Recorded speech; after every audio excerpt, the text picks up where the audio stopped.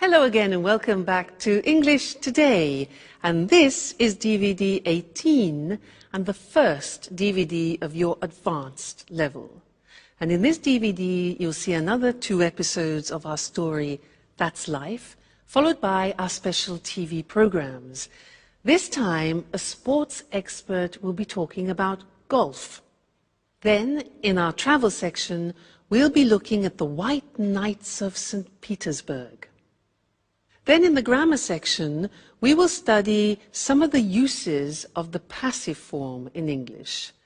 And then we'll look at some more useful phrases for you when you're socializing. All right?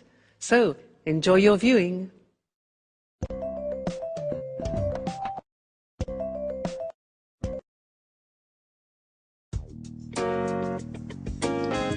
Hi, Sarah. Hi, Sandra. What are you doing? We're making some sandwiches for today's drive in the country. What drive? Hasn't Paolo told you about the trip? Today he wants to take us to visit an old farmhouse in the country. It's supposed to be very beautiful, a perfect example of rural architecture. That's right. I remember now. Paolo told us it was built by some rich Italian-American, a really eccentric character, a friend of his mother's. Okay, girls, is everything ready? We've almost finished. What a wonderful smell. They look and smell great. Keep your hands to yourself. No one's touching these delicacies now. You'll be able to taste them later when we have our picnic. Paolo, about this outing, where is the farmhouse? In the countryside, about 20 kilometers from here. And is it true that it's incredibly beautiful and that it belongs to an Italian-American? Oh, yes, but it was designed by a Dutch architect. And it was built in the style of an 18th century Tuscan farmhouse, right? Oh, right? Oh, believe me, it's a jewel. I didn't know you were so interested in architecture. Oh, my dear ladies, there are so many things that you don't know about me. As well as music, I have many other passions. I'm full of surprises. No one doubts that, Paolo.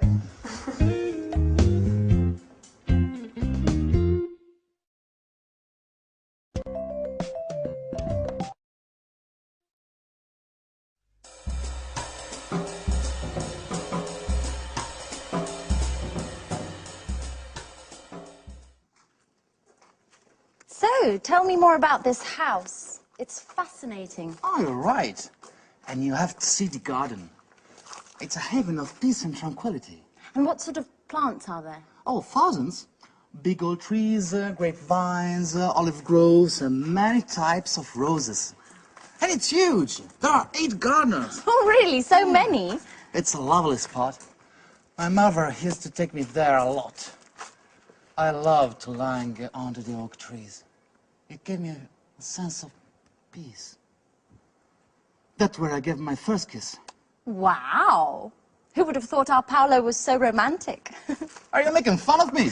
No, definitely not. I bet this enchanted house has been the source of most of your musical inspiration. How do you know that? Considering it doesn't take much to inspire you, I can imagine what a paradise can do.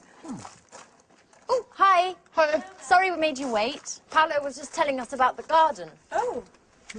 Okay, let's go. I can't wait to see this place. Do you know where Mike and Michelle are? They should be here by now. Oh, Michelle went out for her morning jog earlier. She should be back by now, so she's probably having a shower. And Mike's in his room watching a football match. What a surprise. Okay, I'll go and give them a shout. Oh, Sarah, have you got the camera? Oh no, I left it in my room. Why don't you go and get it? We should be able to take some lovely photos today, right? You're right. I'll go and get it.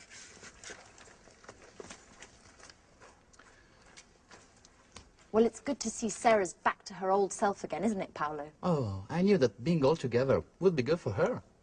Okay, let's check we've got everything.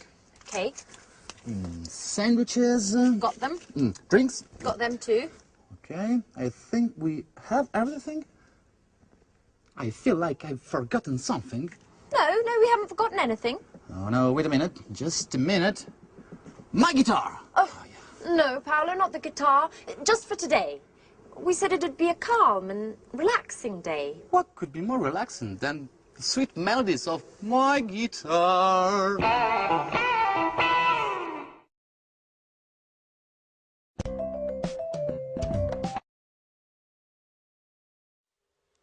Hi again and good to see you. Now, in that last episode, they were talking about an old farmhouse in the country and describing it. And they were using some interesting language which I want to teach you now. Let me give you some examples of what they said. Sandra said that the farmhouse was built by a rich Italian American. Was built by. Now that grammatical form is called the passive. We're going to study that now. But other examples. Paolo said, yes, it was designed by a Dutch architect. It was designed. He said, it is built in the style of an 18th century Tuscan farmhouse. The passive, that's what I want to look at with you now. We'll go to the screen so that you can see how the construction works.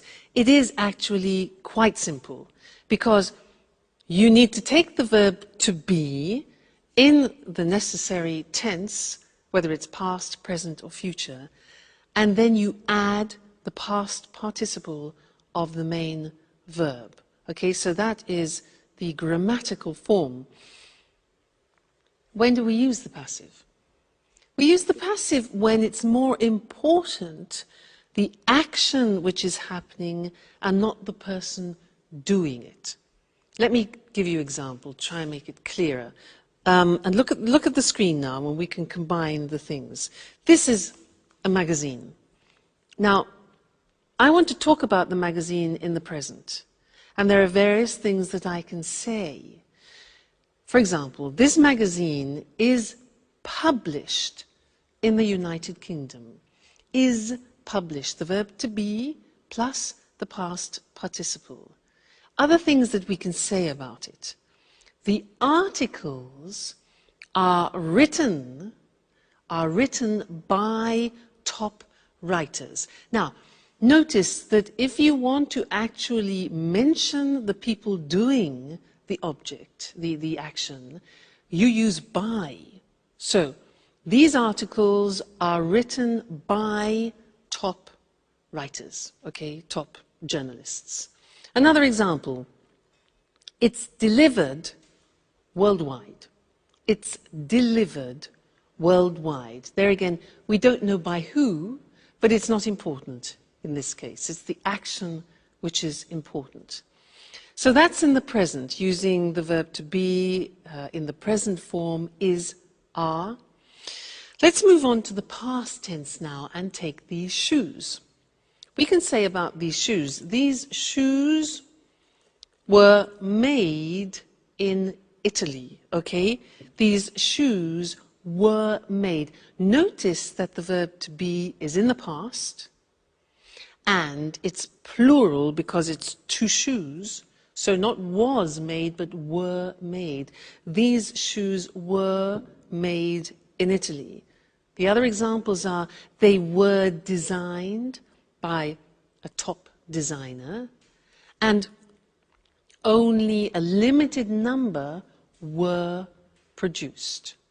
All right, so the verb to be plus the past participle.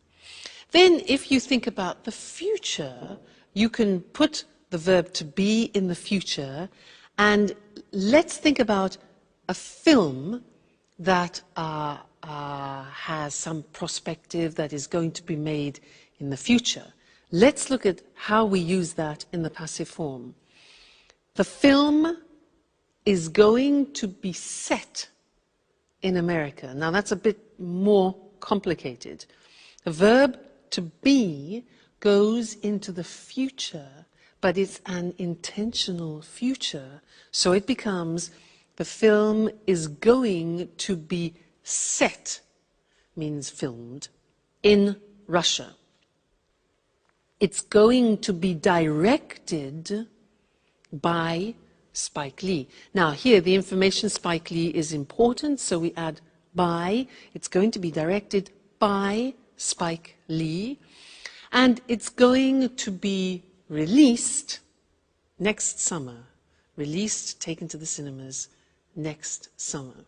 So that's the passive form, as you can see, if you know the verb to be very well in all the different tenses, past, present, and future, it's not difficult. And it's actually not different in English to many other languages. All right?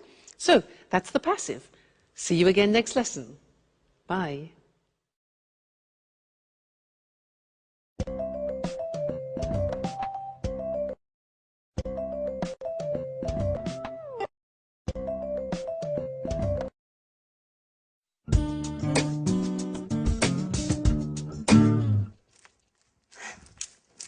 So, it's time to leave. What a shame. Yeah, you're right. This week has just flown by. I've had a great time.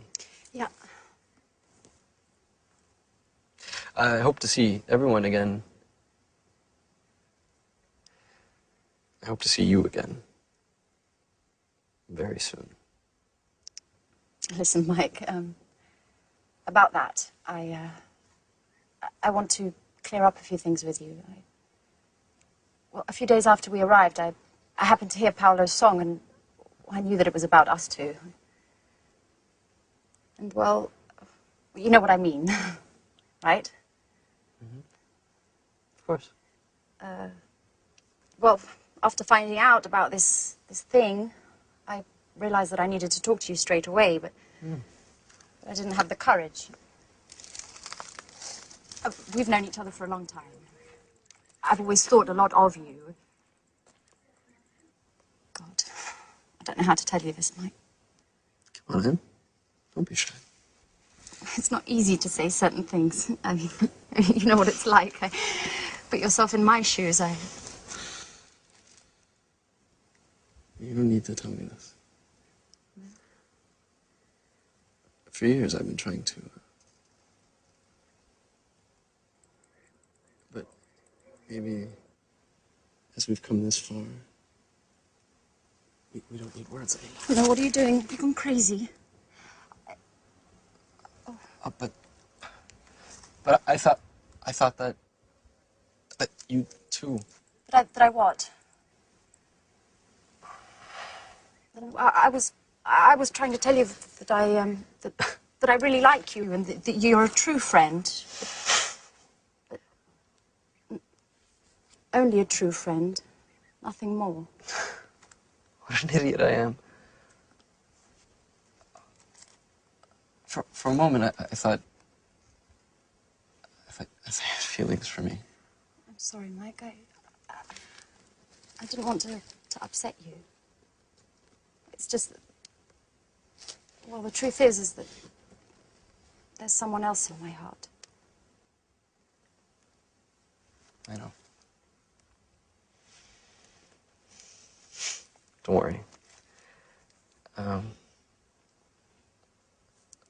Let's pretend nothing's happened, okay? Okay. Right. Friends? Like before? Of course. But no hard feelings? Okay. Fine. I'll just go and finish packing then. Okay. I'll see you in a bit.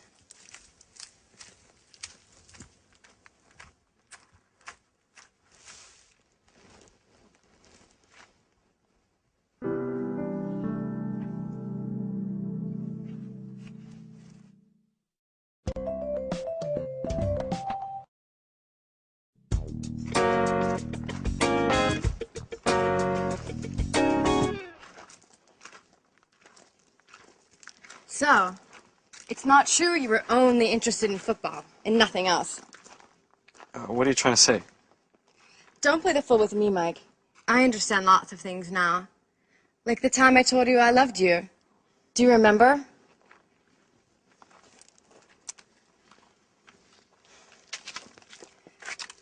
At that time, we were always together. And I thought there was more between us than just simple friendship. Come on, Sarah, not that old story again. I mean, there's no point in going over all of that again. Well, I think it's time to put a few things straight, once and for all. At that time, you told me you weren't in love with me, and that you didn't want to deceive me. I felt rejected, and thought that football was to blame. I thought that football was the only passion in your life. But now... But now what? Oh, stop it, Mike. I saw you here just now with Anne. Wait a minute, Sarah. Let me explain things. Oh, you don't need to explain. I'm not angry. In fact, you, all of you, have helped me a lot in the past few days. I'm at peace with myself again, and this is really important. And, to be honest, I'm glad to have found out the true reason for your refusal was another woman, and not football. I think of you more than any sport, Sarah.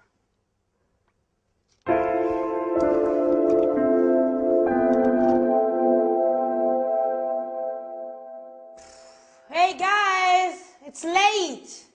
I'm sorry, I was packing. So, it's time to say goodbye already. Oh, I hate goodbyes. Oh, it's a sentimental one. Anyway, we'll be meeting up again soon, right? Right. Yes. Okay. I have some good news. I've decided to open up a new bar, and you're all officially invited to the opening party. Oh. I think I'm going to call it College, in honor of all of you. Oh, fantastic! And as for the music in your new bar, here I am, with my guitar, of course. You know, you're always welcome to come to this house. And I'll be waiting for you all next year for another wonderful holiday together. In memory of the good old days. Yeah! Friends live but they'll be back soon. I'll sing away for next year's. Hey, oh, oh, oh, oh, God. Yeah.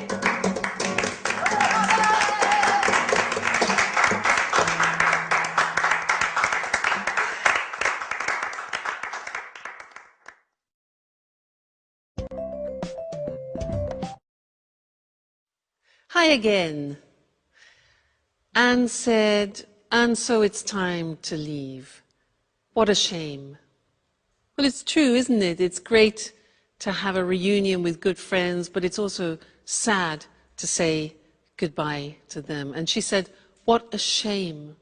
Do you know what that means? It's like saying, what a pity.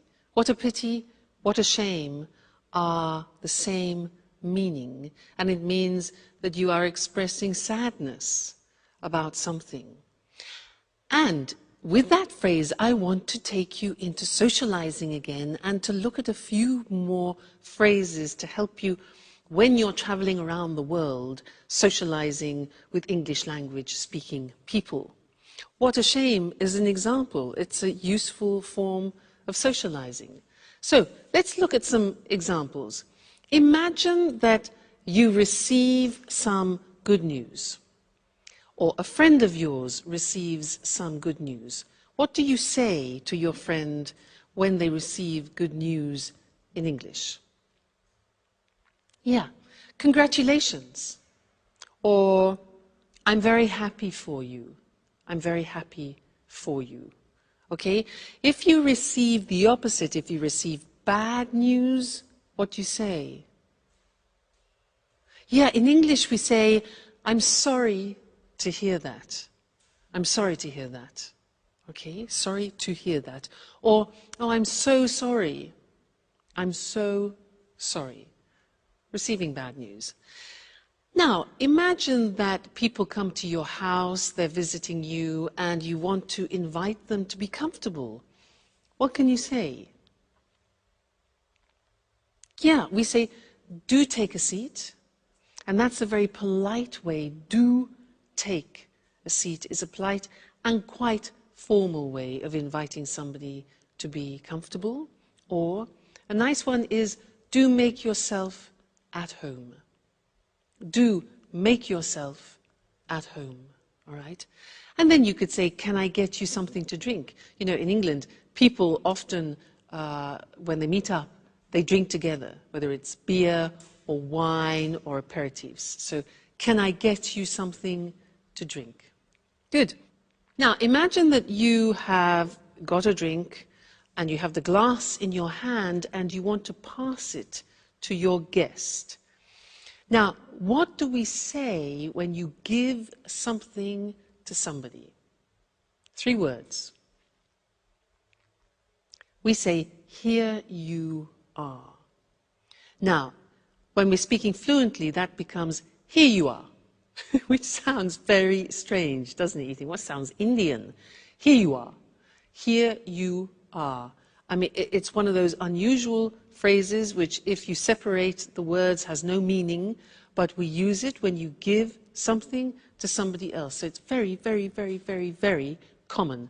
Here you are. Thank you. Not at all. Here you are. All right? What about when you're in discussion and you want to agree or disagree? In English, we say, I agree with you. We don't say, I am agree with you, because many languages translate that from their own language and make a mistake with the English construction. So, I agree with you. And the negative is, I don't agree, not I am not agree. And the question is, do you agree? Okay, that's very important. What if I say, well, actually, I don't agree with you? Do you remember, well, actually? When do we use, well, actually, those 2 golden words? Yes, that's right. It's when you want to introduce a no, but in a soft way. You prepare the other person psychologically for no. Well, actually, I don't agree with you. Or you can say, I agree with you up to a point, which means partially, up to a point, all right? Leaving. When you have to leave people, it's often sad. You could say, well, we really must be going, it's late. We really must be going, all right? Which displays a fact that you have to do it. You don't want to, but you have to. You have duties, etc. We really must be going. Or another nice one is, we must be on our way. We must be on our way, okay? And then showing that you're sorry, as we saw in the episode with our friends. What a shame. What a pity. Okay, well, what a shame, and what a pity this lesson has finished. But don't worry, there will be another one. So I will see you again in the next one. Take care until then. I must be on my way. Bye.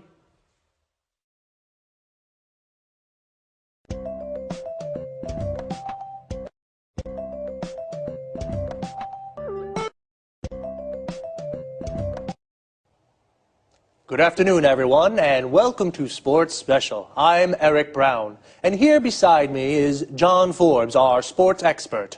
Today we're going to talk with him about golf. Hello, John. Hello, Eric. Hello, everyone. So, John, tell us, where did golf start? Well, the game of golf is believed to have originated in St Andrews, a small town on the east coast of Scotland. It's thought that local people started the game by hitting stones around a grassy area next to the sea. Really? That's right, Eric. Today, golf's a very popular game in Scotland, and many towns and cities have municipal golf courses where everybody can play quite cheaply. Today, the Royal and Ancient Golf Club is located in St Andrews. This is the body that draws up the rules of the game and answers questions golfers around the world have about the rules. You know, there are 6 golf courses in St Andrews. One of these is the famous Old Course, the world's first golf course. Right. So St Andrews is the place to go if you like golf. About the game. First of all, what do you need to play golf? Well, to start with, you need a set of golf clubs. You use these to hit the ball around the course. There are lots of different sizes of clubs, but basically there are 2 kinds, drivers and putters. Drivers are used for long shots along the fairways and putters are used for short shots on the greens. Then you need a golf course. There are usually 18 holes on a course. And of course, you need a golf ball. It seems easy to play golf, but how exactly do you play the game? You start each hole on the tee. From here, you use a driver to hit the ball as far as you can towards the hole. If necessary, you hit the ball again to get it onto the green. Once on the green, you use a putter to hit the ball into the hole. It's as simple as that. Well, almost. And be careful not to hit your ball into a bunker, an area of sand. It can be difficult to hit a good shot out of one of these. Don't worry, I'll be very careful. So, John, how do you keep score in the game? Well, each hole has a par, the number of shots required to put the ball into the hole. Let's say the first hole at the old course in St Andrews is par 3. If you complete the hole with 4 shots, you're 1 over par. If you complete it with 2 shots, you're 1 under par. The winner is the golfer who completes all 18 holes with the fewest shots or the most shots under par. And what happens if the golfer hits the ball into the hole with just 1 shot? This is called a hole-in-one, and it is a cause for celebration. Is it expensive to play golf? Because it looks like it's a game just for rich people. Well, golf clubs can be expensive, and you may have to pay a lot to play on a course. But you may be able to hire the clubs, and you may be able to find a municipal course that charges very little for you to play 18 holes. How popular is golf? It's very popular in Scotland, as you can imagine, as the game started there. There are 540 golf courses in Scotland. Remember, the population of Scotland is 5 million. But golf's also popular around the world, especially in Europe and North America. The game's really taken off in East Asia. The game's incredibly popular in Japan, Taiwan, South Korea and Singapore. There are lots of professional golfers who take part in international golf tournaments all over the world. Well, now, we certainly know a little bit more about golf. Thank you, John. You're welcome, Eric. Goodbye. And goodbye to you, and see you again next week for another edition of Sports Special.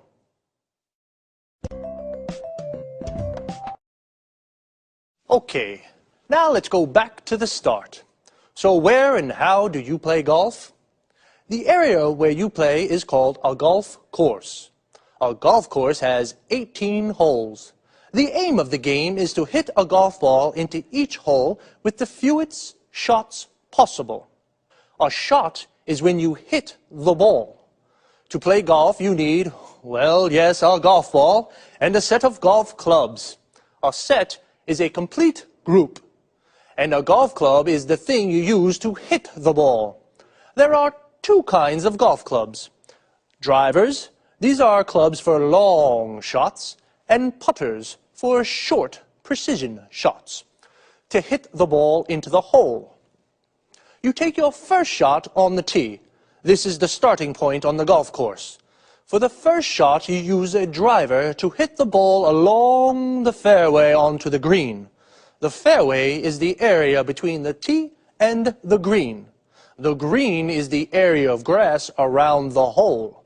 Here the grass is cut very short. You must be careful not to hit the ball into a bunker. A bunker is an area of sand. And how do you keep the score? The score is the points of the players. Notice we say, keep the score. This means count the points. Well, each hole has a par. A par is the number of points required to hit the ball from the tee into the hole. We say, for example, a hole is par 3. This means you have to get the ball into the hole with 3 shots. If you need 4 shots, your score is 1 over par. If you only need 2 shots, your score is 1 under par. And if you complete the hole with just 1 shot, it's called a hole-in-one. The winner is the golf player with the most under pars. Well, golf really has taken off around the world. We say something has taken off when it becomes very popular.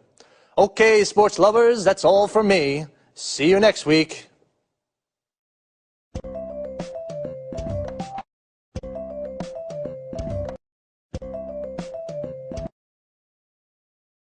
The home of the Tsars and the Revolution, and one of the world's greatest museums.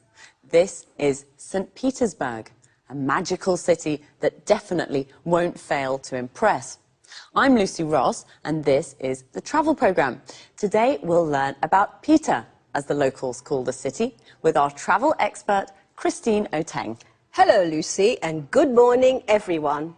Well, St. Petersburg is beautiful at all times of the year, but it's during the white nights, when darkness never falls, that the city really is at its best. Would you agree, Christine? Yes, definitely. As you'd expect, these long evenings occur in midsummer, particularly during the last 10 days of June. During this period, St. Petersburg really is a fun place to be. The sun barely sets, it's still light even at midnight, and the city overflows with festivities to celebrate the longest days of the year. Are there any special events? Of course, during these evenings, it's possible to watch some of the world's best opera and listen to some of the best classical orchestras. Mind you, it's not all highbrow culture. Locals often stay out celebrating all night. There's also a White Nights Dance Festival, with events ranging from folk through to ballet.